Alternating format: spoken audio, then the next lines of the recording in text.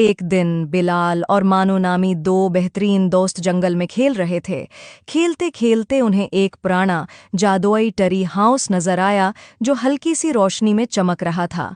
टरी house पर बेलें लपटी हुई थीं और इस हाउस में एक बड़ा दरवाज़ा था जो खुलकर बहुत से लोगों को अंदर आने की इजाज़त देता था। से एक लकड़ी की सीढ़ी नीचे लटक रही थी। दोनों बच्चे हैरानी और तजस्सुस से उसे देखने लगे। बिलाल और मानू ने हिम्मत करके लकड़ी की सीढ़ी पर चढ़ना शुरू किया और टरी हाउस के अंदर दाखिल हो गए। हैरत की बात यह थी कि अंदरूनी हिस्सा बाहर से कहीं ज्यादा बड़ा था।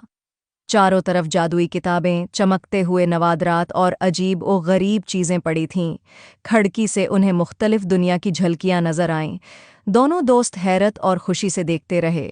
बिलाल ने एक किताब को हाथ लगाया और अचानक टरी हाउस हिलने लगा। खिड़की से नजर आने वाला मंजर बदल गया और अब टरी हाउस एक ऐसी दुनिया में पहुंच गया जहां हवाई जजीरे पानी के चश्मों के साथ फजा में तैर रहे थे। वहां रंग बरंगे परिंदे भी उड़ते हुए नजर आ रहे थे। दोनों बच्चे खिड़की के पास खड़े होकर हैरत से यह मंजर देख रहे थे। बाहर निकलने पर बिलाल और मानो का सामना नर्म बादल जैसी मखलूक़ात से हुआ जो हंस रही थीं और उनके उर्द गर्द तैर रही थीं। ये मखलूक़ात बहुत दोस्ताना थीं और उन्होंने बच्चों को एक जादुई हवाई दरिया की तरफ ले जाने का इशारा किया। बादल की मखलूक़ात ने बिलाल और मानो को एक बड़ी पत्ती से बने कश्ती में बैठने की दावत दी। ये जादुई दरिया हुआ में बह रहा था और उन्हें तैरते हुए महलात, अजीब व गरीब मखलूक़ात और जादुई जंगलात के पास से गुजारता रहा।